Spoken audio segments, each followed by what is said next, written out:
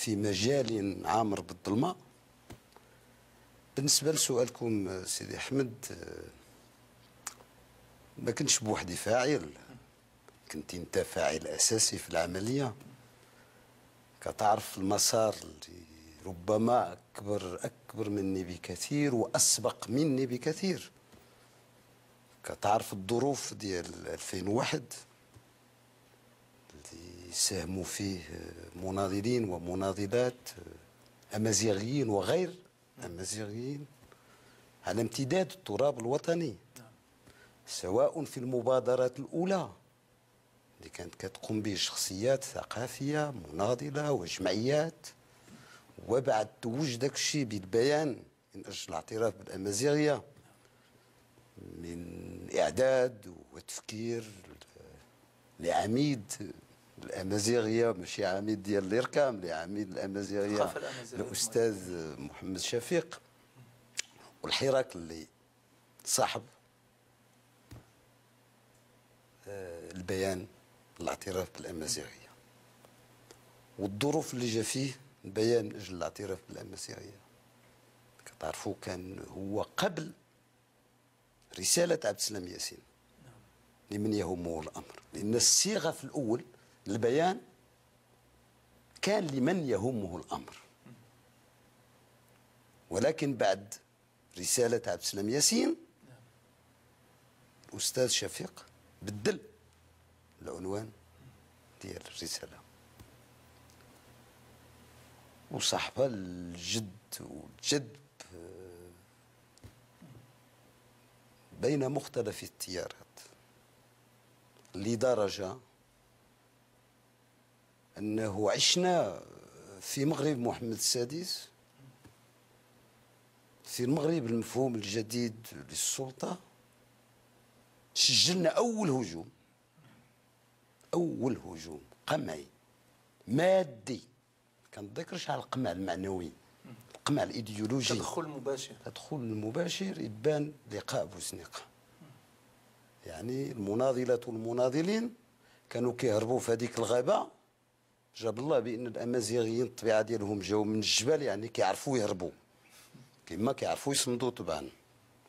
كانوا كيعرفوا يهربوا في الغابة ديال بوزنيقة، والسيارات ديال الأمن بالمختلف الأنواع ديالو كتبعهم. وتوج ذاك اللقاء بلقاء تاريخي كان في حديقة أستاذ محمد شفيق اللي كنت جزء منه، وأسست لجنة البيان الأمازيغي وما صاحبها. كتعرف الظروف الأخرى كنجمعوا مليون توقيع، ففي الكاد وصلنا لما وصلنا إليه. يعني جا ذاك اللقاء اللي ما كنت جزء منه، اللي طرا ما بين في منزل الأستاذ محمد شفيق ما بين ممثلين عن الدولة وبعض الإخوان الذين ساهموا سميتو بهذه المناسبة صادقا.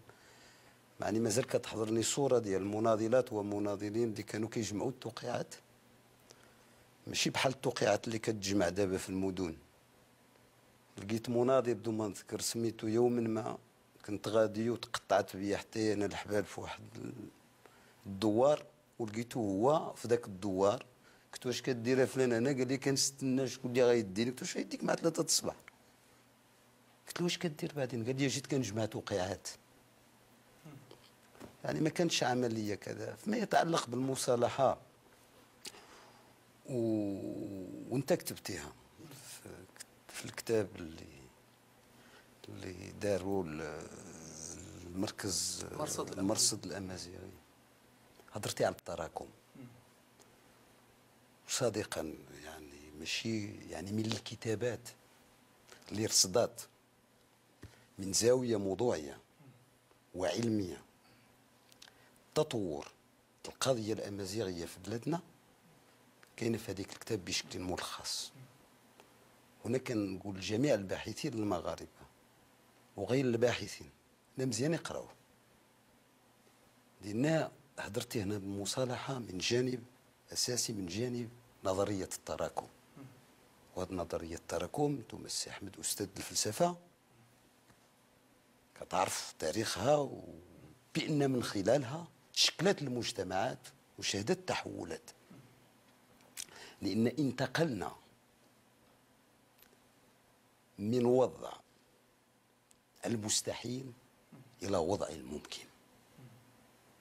لأن في الحياة السياسية وفي الحياة البشرية، المجتمعات في التجربة البشرية كلها، هناك 3 مستويات.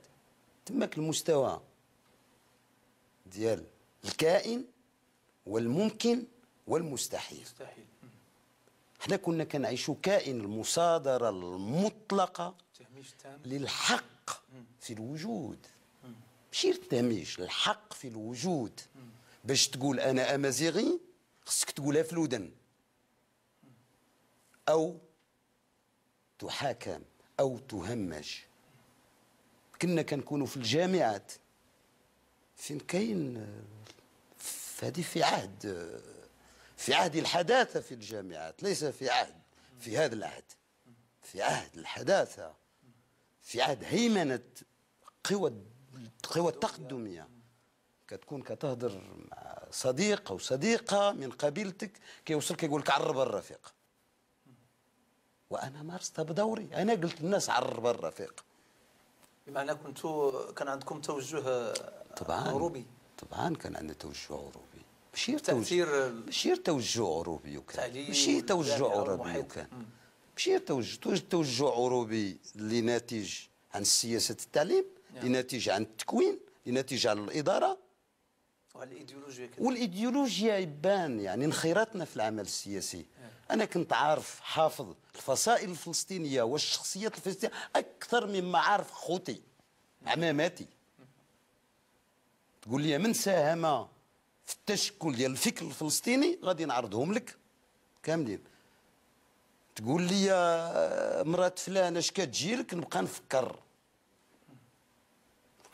اش كتجيني، واش عمتي. بمعنى كان هناك إلمام بالقضايا ديال الشرق أكثر من لأن هادشي باش قلت لك الكائن كان المصادرة المطلقة للحق في الوجود، ماشي التهميش. التهميش حالة سياسية، ولكن المصادرة المطلقة قرار إيديولوجي.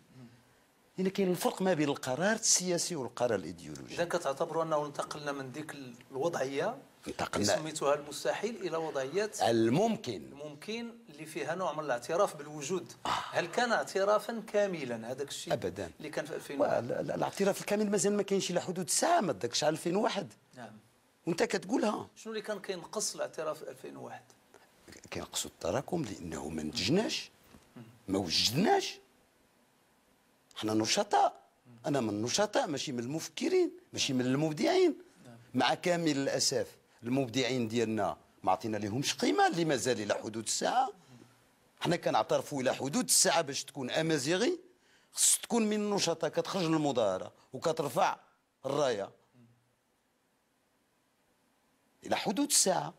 مني وجبد باش نعترف بواحد بأن أمازيغ، خصني نشوفه في الزنقة، خص يكون دخل الحبس. إذا واش معنى هذا؟ كان الأمر كيتعلق بتسوية سياسية ظرفية أكثر منه مصالحة حقيقية في ذاك الوقت. هي يمكن العملية في جوهرها هو اعتراف،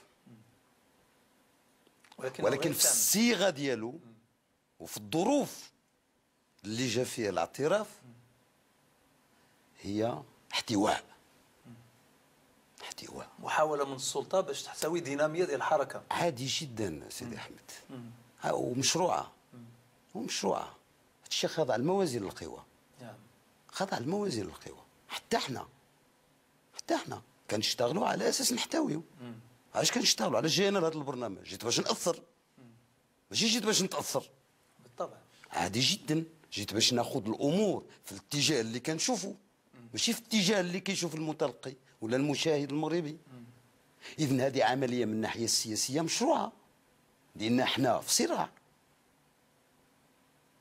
افكار، في صراع مشروع مجتمعي. وسبق سيدي احمد وانت كتذكر هذا الشيء لانك انت عضو في المجلس الاداري ديال المعهد الملكي الامازيغيه، كيفاش مشينا في الحرف ديال تيفينا.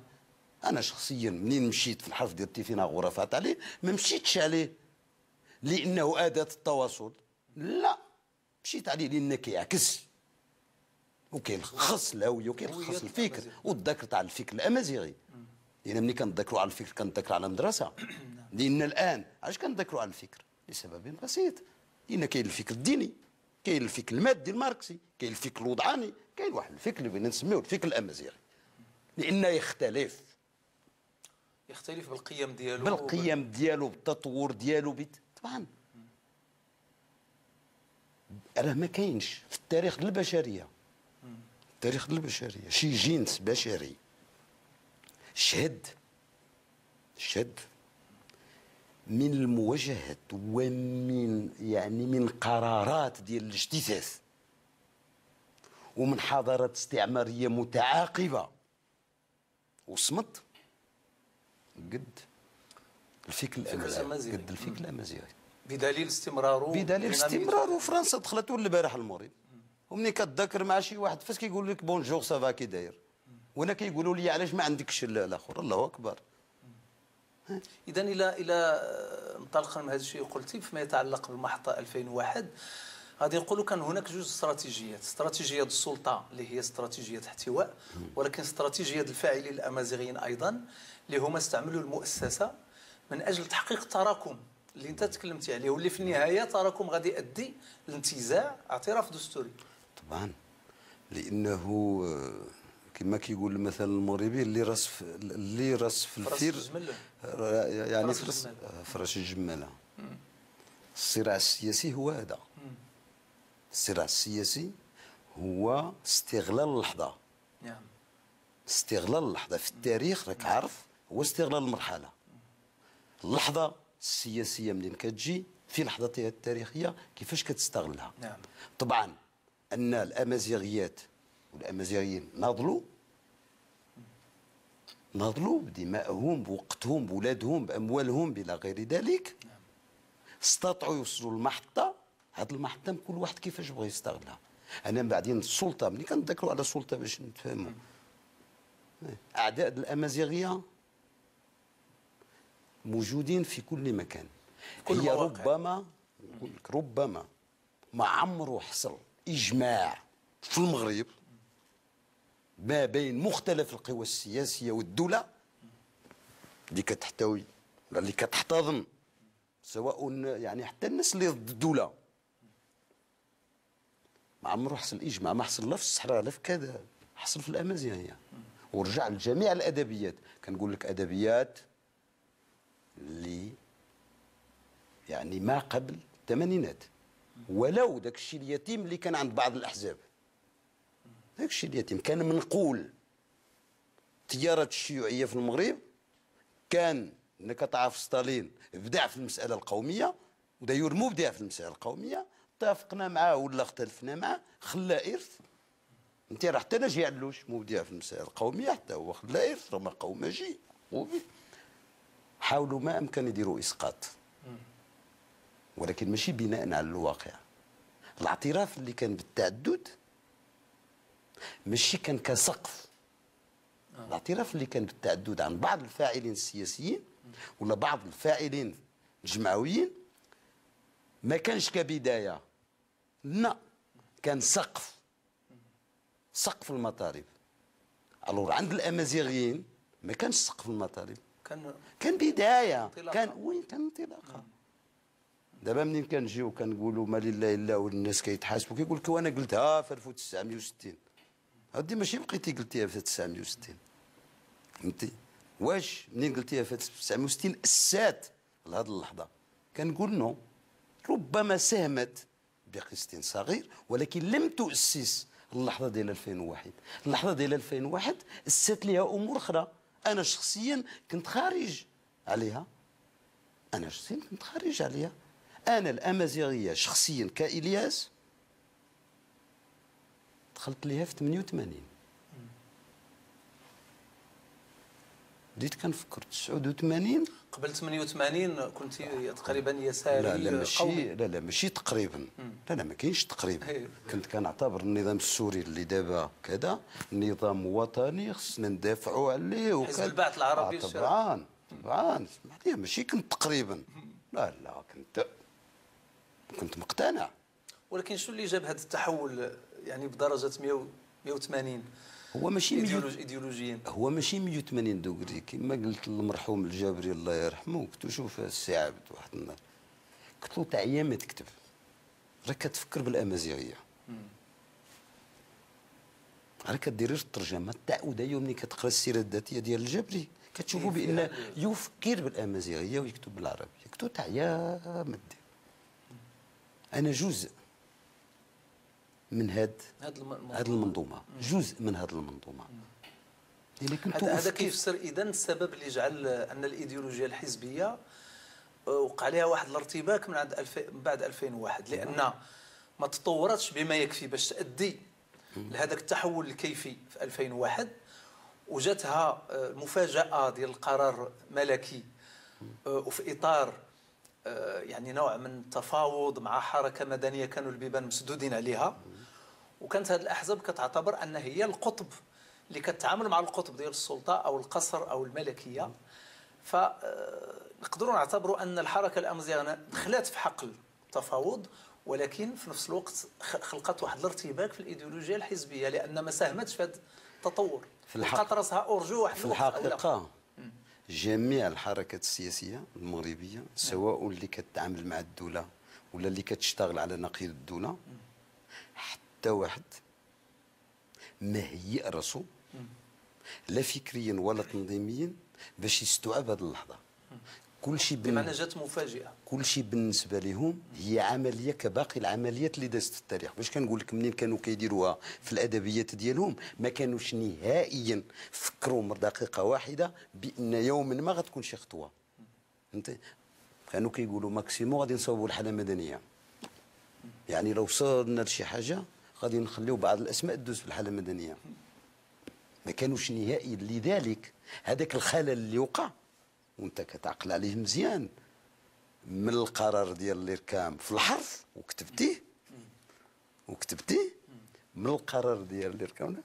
الاحزاب السياسيه حتى الاحزاب السياسيه اللي تبنات الايديولوجيه ديالها على انقاض الامازيغيه منين مشات القصر الملكي فهمتي ما استطعت لا تقول لي بقات منزله استشاره حول زعامات وقياده الحزبيه، بقات منزله بين منزلتين. ما كانوش كينتظروا لان انت كتعقل الصراع على براد اللوطير فين خدينا قرار كان حول ماذا؟ كان حول الحرف سميوه عربي والحرف اللاتيني كان الصراع حول الحرف. هما صحاب ليهم راه الصراع ما كانوش كينتظروا نهائيا لان حتى واحد ما صحابلوش بان النخبه الامازيغيه وصلت لمستوى من التطور فين وصلت ليه. وانا كنعقل مزيان سيدي احمد وشي نهار نقولوها في شي برنامج المفاوضات اللي درنا بيناتنا على هذا الحرب وحنا داخل ابان التصويت اللي داز في دوره. ربما باقي هذا الاستصغار ديال النخبه الامازيغيه كتعتبر دائما انها غير مؤثره وانها ما عندها شي تاثير، ولكن رغم ذلك ربما المكاسب النسبيه اللي كتحقق كيبين الدور ديالها وكيبين ايضا الخطوره ديال القضيه اللي كتحمل. كتبتي هذه يا سيدي احمد في اطار وهذا اللي كنحيي فيك وماشي كنجاملك لانه السي احمد ديال المقاله السياسيه ماشي هو السي احمد ديال المقاله الاكاديميه. في المقاله الاكاديميه كتكون موضوعي مليون في المية. في المقاله السياسيه حاجه عاديه. كتبتيها في المقاله الاكاديميه بان بعض من النخبه الامازيغيه ومن النشطاء ما كيتعاملوش بقدر من المسؤوليه ومن استغلال اللحظات التاريخيه اللي كتمر منها الامازيغيه ما اما يستصغرون المكاسب اللي حقوها او كيتعاملوا مع هذه المكاسب بشيء من التعالي بشيء من الراديكاليه اللي ما خصهاش تكون في العلم. الراديكاليه تكون في السياسه، العلم ما فيهاش راديكاليه. لذلك ان النخبه الامازيغيه ما تنساش واحد الحاجه، نخبه جديده لاناش عشنا لان المغاربه واحد الحاجه اللي حتى واحد لا من طرف المفكرين ولا من طرف السياسيين من بعد 99 2001 عشنا صراع حول بناء الشرعيات واعاده تجديد الشرعيات. وجات مبادرات، كانت مبادرات القصر من اجل بناء إعادة تجديد شرعيته كانت مبادرة الحركة الوطنية الكتلة وكذا وتجد من أجل إعادة كانت مبادرة الحركة الإسلامية اللي بدات من أجل بناء الشرعية في 97 96 97 مع ما بين الأستاذ الرميد والمرحوم دريس البصري، ولكن من بعد 99 غتحاول تبني شرعيتها كانت الأمازيغية اللي صارعت من أجل بناء الشرعية ديالها. إذن كان صراع حول تجديد وبناء الشرعيات. اللي كيجدد ماشي هو بحال اللي كيبني، اللي كيجدد عنده عناصر الاستمرارية. يعني النخبة كتكون طبعا اللي كيبني. لذلك ملي كنذكروا عن النخبة الأمازيغية نخبة جديدة، ولكنها أسست فكريا عقود سابقة ولو في إطار السات اجتماعيا فكريا شوية سيدي أحمد. السات اجتماعيا الأمازيغيين كانوا نشطاء وما كانوش علماء. ربما النشاط الأمازيغي الحركات الاحتجاجية الأمازيغية كانت مشات بعيد في الوقت اللي كانوا العلماء مازال كيخدموا في صمت، لان النخبه الامازيغيه خرجت من الجامعه من 67. خرجت من الجامعه كنشطاء ماشي كمفكرين سيدي احمد. وانت كعارف يعني كنقصد يعني عندهم تكوين في العلوم الانسانيه، هذا اللانغويستيك، هذا الانثروبولوجي، هذا التاريخ، هذا وي في العلوم. لا، التكوين اللي كان في العلوم الانسانيه ما توظفش الا عند القله القليله جدا، الا عند القله ما توظفش يعني في الجانب العلمي، ما كانش تراكم. لذلك وكتابه الكل يعترف فيها. منين وصلنا لكذا ولينا كنتذكروا على اللغه المعياريه، ولينا كنتذكروا على الحرف، ولينا كنتذكروا على كذا. الور الحركه الاحتجاجيه اللي وصلت الدوله من اجل الاعتراف، منين جات لحظه الاعتراف ما واكبتهاش، ما كانش اجابه علميه اكاديميه حول كذا. ولينا بيناتنا عاوتاني كنتجادلوا. هذه هي حقيقه يعني. ولكن الان هذا كيجعلنا نطرحوا الاشكاليه ديال اللحظه التاريخيه اللي الامازيغيه خدت فيها واحد المكانه ديال الاعتراف النسبي، انطلاقا من تجديد الشرعيه ديال الملكيه بعد انتقال العرش. وهذه مساله اللي ممكن نعمقوها من بعد الروبورتاج الثاني. إذا كانت الأمازيغية رسمية في أسمى قانون في الدولة، فهي في حاجة إلى إرادة وإمكانيات حقيقية اللي تخول لها الإدماج بمختلف المؤسسات ولا سيما الحيوية منها. هذا الاعتراف أعطاه واحد بعد آخر، واحد تصور آخر من خلال انفتاح مؤسسات على اللغة الأمازيغية أو الثقافة الأمازيغية بصفة عامة، إلى أنه تبقى واحد المجموعة ديال الملاحظات اللي كترتبط أساسا بالعقليات ديال واحد المجموعة ديال الفاعلين السياسيين وبالخصوص الأحزاب السياسية والمؤسسات العمومية بصفة عامة، والنظرة ديالها إلى الثقافة الأمازيغية. ترسيم فعلي بمعنى أن القانون التنظيمي اللي غادي يخرج وفي يعني أسرع وقت ممكن، أنه ضروري أن يكون هذا القانون يعني يعطي المساواة التامة بين اللغة الأمازيغية والعربية. وكنضيف واحد النقطة اللي أعتبرها مهمة جدا، وهي أن الأمازيغية الآن أصبحت لغة رسمية، ولذلك لا حاجة إلى انتظار هذا القانون، لأن ما دام اللغة الأمازيغية موجودة في الدستور ورسمية، إذن ضروري جدا الآن ومنذ السنة المقبلة أنه نعيد النظر في البرامج التربوية، نعيد النظر في الحصص اللي يمكن أن تعطى الأمازيغية 3 ساعات غير كافية لتعلم أي لغة كما كانت في العالم. انقسمت الاتجاهات والمواقف حول اللغة والثقافة الأمازيغية اللي تواجهات بهاجس الوحدة من طرف بعض الهيئات السياسية، رغم إمكانية التعايش في إطار التعدد اللي هو طبيعة المكونات المغربية وإرث الحضاري الغني. ذلك لأن جميع الدساتير التي كانت في المغرب لم تكن تعترف بالمنحى التعددي للسياسات العمومية في المغرب، وكانت فقط تستورد النموذج اليعقوبي الذي لم يكن إلا يعني مؤسسا لسياسة عمومية توحيدية. وكانت الحركة الأمازيغية تبحث لها عن موطئ قدم في السياسة العمومية في المغرب انطلاقا من السياسة ديال التعدد والديمقراطية، الشيء الذي لم يكن متاحا في دولة بعد الاستقلال. كتبان بعض الأطراف اللي ربما كانت شاركت في هذاك اللقاء ديال أجدير، على إذا اعتبرنا في هذاك الاتجاه ديال المصالحة، خذت مواقف أحيانا غريبة، وبما فيها مثلا الأحزاب اللي كانت في هذاك الوقت كانت تتصرح مواقف مناقضة، ولكن من بعد اعتبرت أن الموقف اللي صدر في إطار أجدير كان موقف إيجابي، ولكن خذت مواقف أخرى من بعد تقول بأن غادي تعمل على أن الأمازيغية ما تكونش رسمية. ولكن المسلسل ككل أدى إلى أن الأمازيغية تعلمت لغة رسمية في الدستور. لا شك أن اللغة والثقافة الأمازيغية كتعاني من إرث تجاذبات بين مختلف الفرقاء السياسيين في العقود الأخيرة، واللي تولد عليه صراع حول الخيارات السياسية الكبرى. وبفعل المستجدات أصبح مفروض إعادة النظر في بعض المواقف تجاه الأمازيغية. كيف جاء في الروبورتاج، إذن كانت هناك واحد المجموعة د العوامل اللي ساهمت في هاد المصالحة في موضوع الهوية، واللي عرف في 2011 واحد نوع من التتويج في الوثيقة الدستورية المعدلة. تجديد شرعية الملكية بعد انتقال العرش استفدت منه الأمازيغية كظرفية تاريخية. هذا شيء يعني الآن أصبح بديهيا.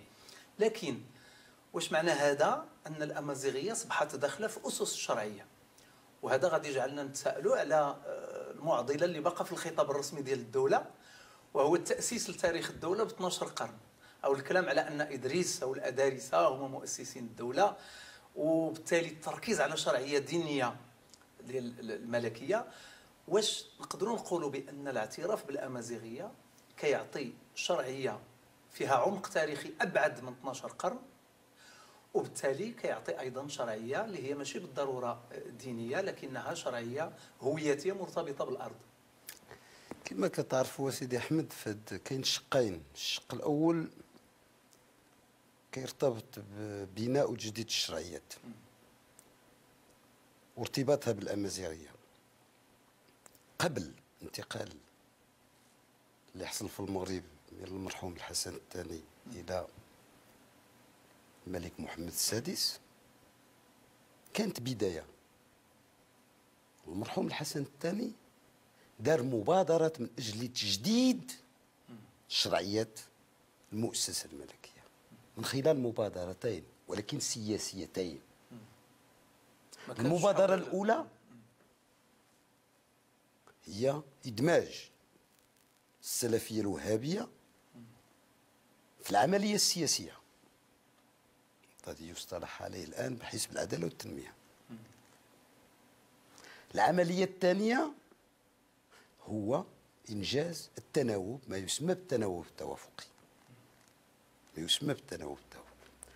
ولكن هادو مبادرات سياسية سبقها قبل فيما يتعلق بالسلفية الوهابية، سبقتها الشرعية السياسية. انك تعرف الدولة هي اللي استقدمت مرشد الإخوان المسلمين من سوريا إلى المغرب. تأسيس الجامعة الإخوان المسلمين أسسوا في المغرب يعني من الستينات من القرن الماضي بقرار من الدولة، ولكن توجوا بشرعية. في عهد محمد السادس هذه تجديد الشرعية السياسية. واش معنى هذا إذن؟ لو أن في عهد محمد السادس، غير كسؤال، لو أن الملك الراحل ما توفاش في 99، واش معنى هذا؟ أنه كان المصالحة في موضوع؟ لا، ما كانش غتقول، لأن هادشي اللي بغيت نقول لك. مع محمد السادس دار تجديد الشرعية الملكية بالشرعية التاريخية، بمبادرة تاريخية ماشي بمبادرة سياسية. لأن التناوب وإدماج الحركة الوهابية في العملية السياسية ماشي عملية تاريخية، لا، عملية سياسية مرتبطة بظرف زمكاني محدد، الزمن السياسي والزمن الوقتي اللي كتعرف كيف جات هاد الأخوة، ما كاين علاش نذكروا فيها. ولكن محمد السادس تجديد الشرعيه بناها على معطى تاريخي. هذا المعطى التاريخي هي الامازيغيه، والاعتراف بالامازيغيه بامازيغيه المغرب معناه انهاء اسطوره 12 القرن. وانت كتعرف مزيان سيدي احمد، ولكن بقات مستمره. لا، غتبقى مستمره لسبب بسيط، لان في المغرب مازالوا كنقولها وكنتحمل مسؤوليتي، لان المثقفين المغاربه ما بغاوش يتحملوا مسؤوليتهم. المؤرخين المغاربه اخباريين، منين بناو تاريخ المغرب بناو بالاحداث في سنه 1000 كذا وفي سنه 1000 كذا. وهنا كنطلب من الناس انهم يمشيو شويه فلسفه التاريخ. هنا فين فلسفه التاريخ مهمه جدا في قراءه الاحداث والتطورات، لانك كتمتلك ادوات التفتيت، ماشي كتمتلك الاداه، كتمتلك اداه ديال تفتيت الاداه في حد ذاتها.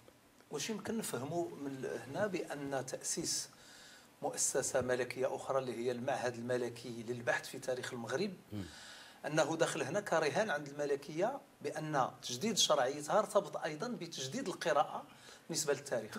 وفيه معطى واقعي اخر، هذا الشيء كاين وفيه معطى واقعي، لان داخل المجتمع المغربي في المشهد السياسي ديالو الشرعي كاين واحد 90% ضد الامازيغيه. لذلك ان المؤسسات اللي تاسسوا كانت بمبادره من المؤسسه الملكيه وبجانب المؤسسه الملكيه. اذا كانت بش طريقه او بطريقه اخرى او بشكل اخر ستموت. واش كتنتظر بان هذه الحكومه ولا الحكومات اللي سبقوا ما فعلوش حتى قوانين صادره عن المؤسسات التشريعيه، وما بالك يبادروا للتاسيس لشي حاجه جديده. اذا الملكيه ماشي بحال حزب سياسي، ماشي بحال فاعل سياسي، ماشي بحال حركه سياسيه. حركه سياسيه يمكن تجدد، يمكن تمشي، يمكن تخلق من انقاذها شيء. الملكيه مفروض عليها تطور في اطار التجديد. ولكن واش هاد القوه ديال الحضور الملكيه وضعف اداء الاحزاب او الحكومات واش ما كيعكسش ايضا نوع من الهيمنه؟ واش الاحزاب والحكومات ضعيفه فقط لانها ضعيفه، ام لان الملكيه استاثرت يعني الفضاءات اكبر بحكم السلطه ديالها واضعفت يعني المكونات الاخرى؟ الطبيعه كنتكلم هنا على ضروره وجود توازن. لا طبعا يعني. لا الطبيعه تخشى الفراغ. ما كاينش شي حاجه سميتها توازن. هذا التوازن كيكون في اللا شعور ديال بنادم، في الواقع شيء اخر. الواقع كما كتقول الماركسيه يعلو ولا يعلى عليه. الطبيعه تخشى الفراغ، ما اما تاخذ بلاصتك ما اما ياخذ احد اخر. بمعنى كان ضعف المبادرات. انت كتذكر على الامازيغيه، كان شي مبادرات عند الاحزاب في الامازيغيه؟ واش كتنتظر الا كانت الاحزاب المغربيه سواء ما يصطلح عليه بين مزدوجتين، لان ما كاينش، هذه بدعه، الاحزاب التاريخيه او غير الاحزاب التاريخيه، الا كانوا داروا مبادرات هما واشتغلوا عليها في الواقع، غادي تجي الملكيه وديرها؟ ولا غادي يجي الياس ويتزايد بها؟ ولا غادي يجي شي واحد اخر؟ ابدا. ولكن لان ما داروش خلاو الفراغ للاخرين داروا. اذا ما ممكنش نحمل الضعف ديالي لهيمنه الاخر، لان هيمنه الاخر، قوه الاخر اللي عطات له الهيمنه جات نتيجه ضعفي. ولو شروط هذا الشيء حتى عبد الرحمن المنيف عنده واحد الدراسه مهمه جدا تقرا، سميتها الديمقراطيه اولا واخيرا. كيتذكر على ازمه التحرير او ازمه حركه التحرير فيما نصطلح عليه بالعالم العربي، باش تفهم لماذا وصلت هذه الحركه الى ما وصلت اليه. طيب هاد يعني التفاعلات اللي وقعت من بعد الانتفاضات الشعبيه ديال شمال افريقيا والشرق الاوسط ووصول المغاربه من بعد واحد النقاش عمومي مستفيض، واحد الديناميه حتى ديال الشارع، الوصول الى مستوى ديال مراجعه الوثيقه الدستوريه من بعد 10 سنوات من الحكم ديال الملك محمد السادس. واش يمكن نعتبروا الان ان هاد المراجعه ديال الدستور هو اعتراف كامل من بعد ذاك الاعتراف النسبي ديال 2001؟ بمعناه واش عندنا الان الضمانات القانونيه والدستوريه باش تاخذ الامازيغيه فعليا مكانتها في الدوله وفي المجتمع؟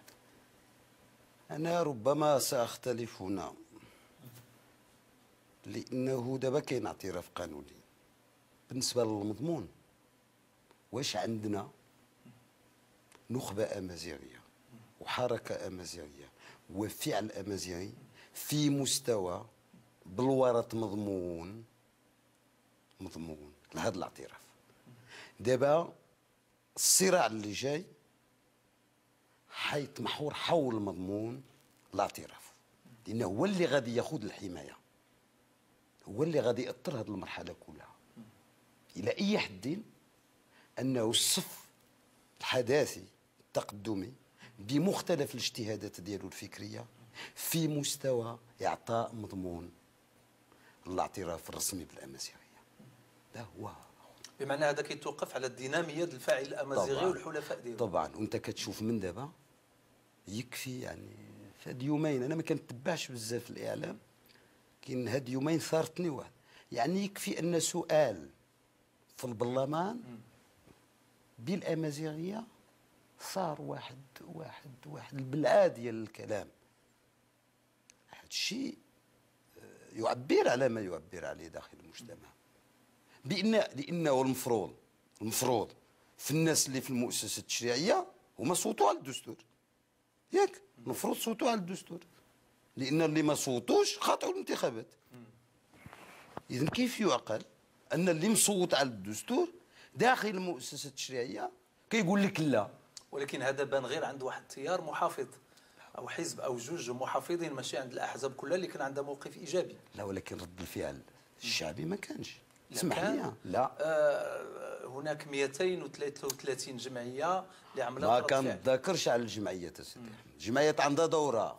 رد الفعل السياسي ما حدث داخل البرلمان ديال رد الفعل الاحزاب السياسيه كانت من اجل دغدغه العواطف، وانا كننتمي لحزب سياسي وكنتحمل مسؤوليتي من اجل دغدغه العواطف. رد الفعل السياسي، تصور معايا الى واحد هضر بالعربيه، طرح سؤال بالعربيه وناض واحد وقال له سيدي ما فهمتوش ما تطرحوش بالعربيه، كيف سيكون رد الفعل فاعلين السياسيين في الشارع؟ وكيديروها هذاك التيار السياسي اللي كتذكر عليه بلا ما نسميه، هضره جوج كيقول لك مازال نجيو للشارع. ما كانش رد الفعل في المستوى هذا، مؤشر سلبي جدا جدا جدا، لان ما ممكنش الجمعيه الثقافيه تملا الفراغ ديال لا بالطبع، ولكن هي لوبي مدني ضاغط، يعني لوبي مدني ضاغط، ولكن ماشي حاسم، ماشي حاسم، ما عمره يكون حاسم. التناقض اللي كان هو ان الاحزاب السياسيه اللي عبرت على مواقف ايجابيه قبلت فيما بعد تعليق الحديث بالامازيغيه الى حين توفير الترجمه، لان القرار اللي صدروه يعني كاع لا بعدين اولا هذا هو الغلط الاول. هذا الامازيغيه لياش بياش ولياش، يعني باي حق مي دي كتفهمي الامازيغيه بوحدها يمارس عليها الاقصاء؟ واحد اللي كيدير السؤال بالعربيه ما كيترجموها ليهاش هي، هذه 60 قرن، مده نصف قرن، هذه 60 قرن، هذه داك 12 القرن اللي كيقولوا على الاقل قالوا كاين عندها الدوله، هذاك 12 القرن ما كيترجموهاش ليها. واليوم بقدرتي قادر وحده ولا واحد مواطن ولا مواطنه مغربيه يهضر بالامازيغيه، خص الاعتراف يكون متبادل. هل الناس اللي كيعرفوا كل امازيغيه ماشي مواطنين من الدرجه الثانيه؟ خصهم ضروري يترجموا للاخر، ولكن الاخر ما خصوش يترجم الاخر. انا هاد الناس اللي كيقولوا الترجمه، ما اما الترجمه تكون باللغتين لان هي لغتين رسميتين، ما اما لا تكون، اللي كيعرف شي لغه يتذكر بها. انا ضد الترجمه داخل البرلمان، ما اما تكون الترجمه من العربيه للامازيغيه ومن الامازيغيه للعربيه، او اللي كيعرف شي لغه يتذكر بها ويدبر على مترجم. انا العربيه قريتها بالعصا وكنقولها، انا ما قريتهاش بالهداوه رغم الوالد ديالي فقي، يعني في التربيه التقليديه، التربيه التقليديه في المدرسه باش يدخلوا لي العربيه قالوا لي بالعصا، ومع ذلك كنحبها لان شي حاجه تزادت ليا. إضافة في حياتي كنحبها. إذا هذا معناه أن خاص تكون واحد الدينامية سياسية الآن اللي تضمن من خلال القانون التنظيمي اللي كيتكلم عليه الدستور أنه تنتهي مثل هذه الظواهر. وي ماشي بغيت تنتهي قلت لك، ولكن هذا الشيء مرتبط بالواقع. ما الأحلام والطموحات وكذا شيء، كل شيء كنحلموا، حلمنا كثار من الأمازيغية. حلمنا بمدينة أفلاطون ديال القرن 21 ماشي أفلاطون ديال اليونان. ومع ذلك خص العمل. خص العمل. في هذا الإطار هذا كاين واحد الجانب في الموضوع ديال الأمازيغية اللي الآن هو مطروح في النقاش العمومي، وهو الجانب المتعلق بالقيم. غالبا كتختزل الأمازيغية في اللغة، ولكن بان الآن من خلال التدافع والصراع حول الديمقراطية ومعنى الحداثة ومعنى الحريات، بان بأن هناك جوج خطابات في المغرب. خطاب تقليداني يعني سلفي كيستعمل واحد الباجاج ديال المفاهيم وديال الايديولوجيا الشرقانيه، وخطاب حداثي ديمقراطي ولكن كيأسس لراسو في التربه الوطنيه وفي التقاليد ديال الشعب المغربي اللي هي الامازيغيه. وهذا بطبيعه الحال في انفتاح على القيم الكونيه اللي هي في المرجعيه الدوليه لحقوق الانسان. واش كتشوفوا بان الامازيغيه عندها دور في هذه المعركه ديال التحديث وديال نشر الوعي الديمقراطي والقيم الحداثيه من خلال المرجعيه ديال الفكر والثقافه الامازيغيه؟ غنقول لك جوج حوايج في هذا الموضوع. الحاجه الاولى هي القيم شيء مشترك ما بين البشريه. نعم. ما مرتبطاش بالانتماء، لا الديني لا اللغوي لا العرقي لا الجغرافي لا كذا. قيم انسانيه القيم الكونيه، القيم الكونيه ديال المساواه وديال كذا، هذا ما يجب ان يكون مشتركا مع الجميع. وما يتزايدش شي واحد على الامازيغيين. نعم. الامازيغيين ماشي من الناس اللي مقتنعين بهذه القيم، من الناس الذين ساهموا في بلورة هذه القيم. وإلا رجعنا للتاريخ غادي نوقفوا على محطات كثيرة جدا. الحاجة الثانية، واش الأمازيغيين يكونوا في الصف الحداثي ولا في الصف المحافظ، ولا واش الأمازيغية تكون رافعة وعنصر أساسي للحداثة؟ نقول لك المؤسسة الملكية أو الملكية منين انفتحت على الأمازيغية واعترفت بها كمن المكونات التاريخية لسبب بسيط جدا، لأن إلا خذيتي فوقاش هذا الاعتراف شاف واحد المرحلة فيه بزاف قراءات التاريخ، المصالحة، التنمية البشرية، حقوق المرأة، المفهوم الجديد للسلطة، كلهم هذا المجموع من المبادرات مبادرات حداثية. إذا الاعتراف بالشرعية التاريخية للأمازيغية كثابت من ثوابت الأمة المغربية، كثابت من ثوابت الأمة المغربية، جاء في إطار أنها يمكن ماشي تكون مساهمة بقدر ما أن تكون قائدة في مرحلة معينة للموجة الحداثية. هذه مسؤولية على الأمازيغ، لأنهما بطبعهم الأمازيغ حداثيين. ما أنا فين كبرت، أنت فين كبرتي؟ علاش أنا القومية ما دات من عندي والو؟ عشت فيها 20 سنة وفي الآخر بح. علاش؟ لأن تربيت في تربة كانت فيها القيم، كانت فيها قيم الحداثة. ملي كنت ربيت في تربية أخرى راه كنت مستعمر. دابا يكون مشي العفلق ماشي رزيتو على ظهري، وكان يكون مشيت به وكندير به، ولكن لأن تربيت في تربية أخرى. موضوع الريف وهذه آخر نقطة سي عماري، مرتبط بالملف الأمازيغي من الشق الهوياتي، ولكن عنده بطبيعة الحال أبعاد أخرى. أنتم برزتوا في الساحة في البداية كفاعل مدني في الجمعية اللي باغا ترد الاعتبار للريف وتسوية ملف ما يسمى بالغازات السامة اللي استعملتها إسبانيا. فين وصل هذا الملف الآن؟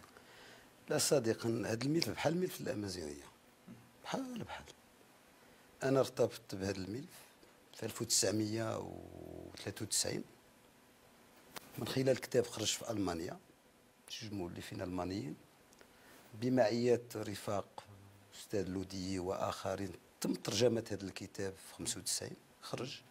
منين قريته بالعربية تفاجأت. بديت كنت بحال شي داعية كنقولها عباد الله، راه وقع شي حاجه في واحد الوقت، عباد الله عباد الله. الان هذا الملف داز من الوضع ديال النشطاء الى العلماء. دابا الملف ديال الاستعمال، لان حنا مهمتنا شكون هي؟ هو نعرفوا الراي العام المغربي والعالمي بانه وقعت واحد الجريمه. دابا الكل عارف الجريمه وقعت، الكل يقر بان الجريمه وقعت. ماذا بعد؟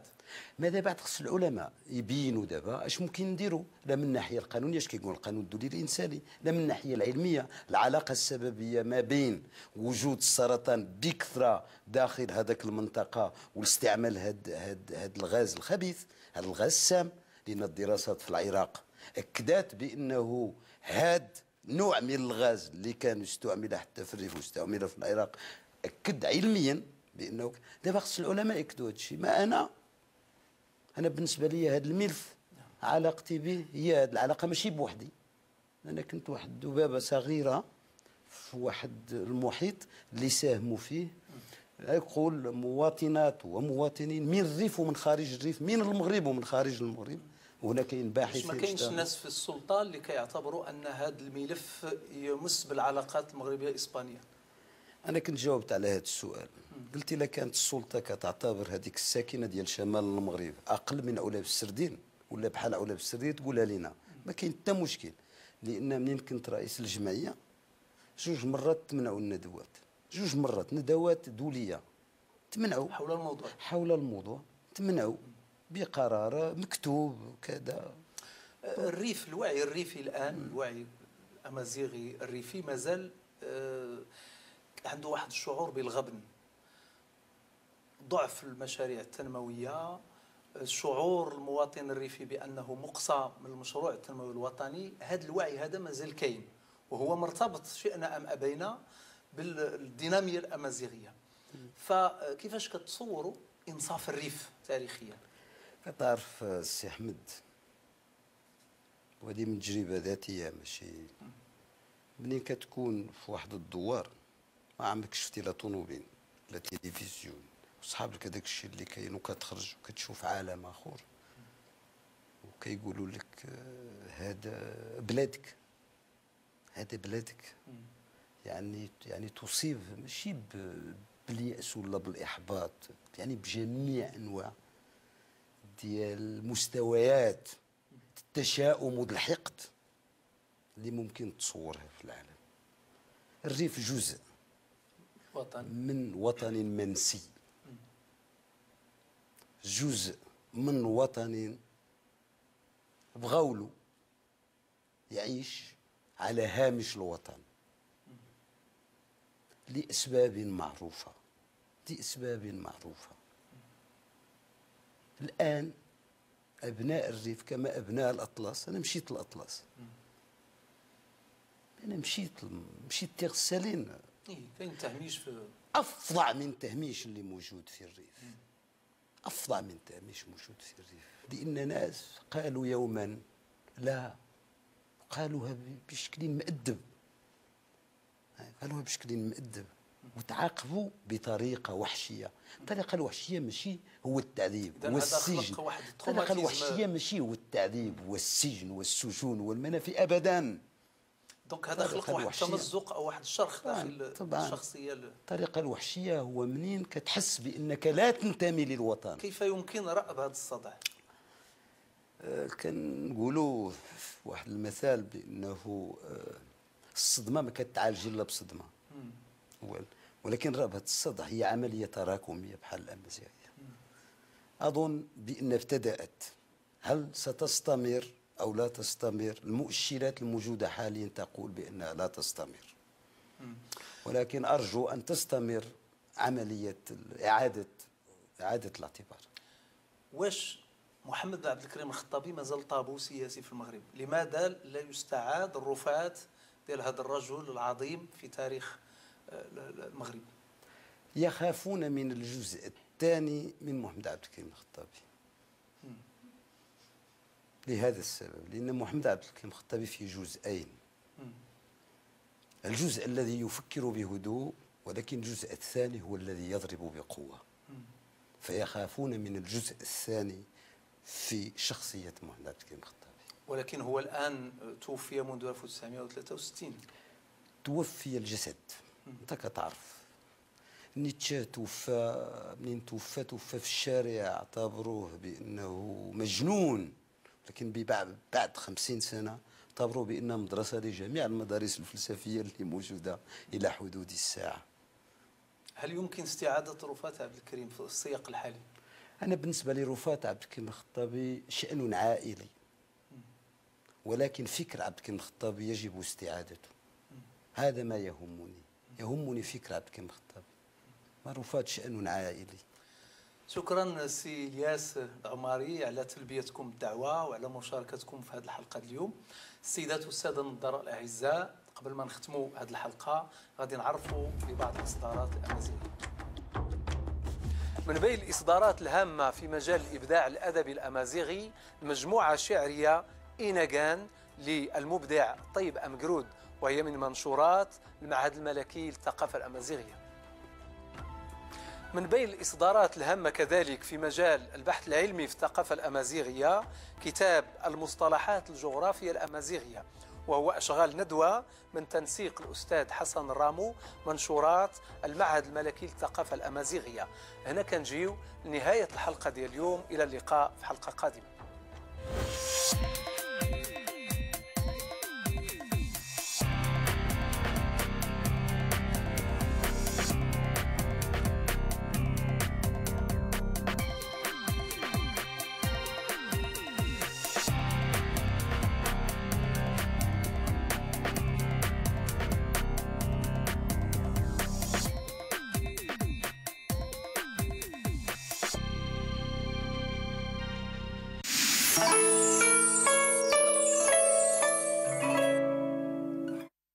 Todos